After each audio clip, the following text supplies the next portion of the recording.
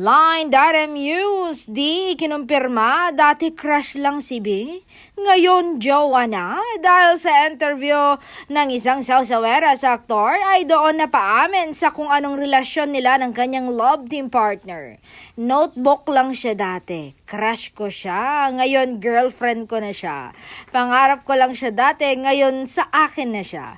Lalo pa nga niya akong napaibig dahil sa angkin niyang talino, ganda at ang ganda ng puso niya, katulad siya talaga ng nanay ko.